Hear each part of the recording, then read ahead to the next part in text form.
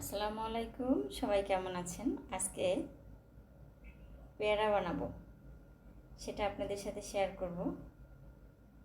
আজকে পেয়ারা খেতে ইচ্ছে করলো, তো আমি আর আমার মেয়ে পেয়ারা বানাবো। এখন পেয়ারা ধুয়ে পরিষ্কার করে নিয়েছি, এখন কেটে নিব। ঠিক আছে, কাটা কিন্তু অলরেডি হয়ে গেছে, কেটে ফেলেছি পেয়ারাগুলো।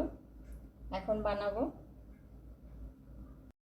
পেয়ারাগুলো বানানোর জন্য আমি একটা নিলাম, বাটা নিলাম। এই যে দেখতে পাইতেছেন, এই বাটাটা, এটাই সুন্দর বানাতে অনেক সুবিধা হবে, সেই জন্য বৃষ্টি ঢেলে দিচ্ছে।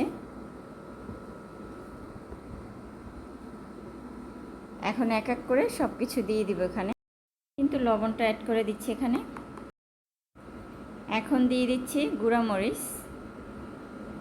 গুঁড়ামরিচে প্রচণ্ড ঝাল, কারণ এটা বাসায় বানানো হয়েছে। এটা দিয়ে দিচ্ছি। এখন আমি সরিষার তেল এখানে অ্যাড করে দিচ্ছি। দেখেন, এটা কিন্তু হয়ে গেছে খুব সুন্দর করে, একদম ভিতরটা আমি দেখাচ্ছি। হ্যাঁ, ঢালো, বাটিতে ঢালো, খাওয়ার জন্য এখন ঢেলে নিব। এরকম দুপুরের সময় আসলে এইভাবে যদি একটু খাবার হয় খুবই মজা হয়। ঝাল প্রচণ্ড, এই জন্য আমি একটু কম দিয়েছি ঝালের জন্য, কারণ হচ্ছে এটা প্রচণ্ড ঝাল, কিন্তু খেতে অনেক। হ্যাঁ, আমরা আবার ঝাল খুবই কম খেতে পারি, মানে ঝাল অত বেশি খাইতে পারি না, একেবারে পারি না এমন।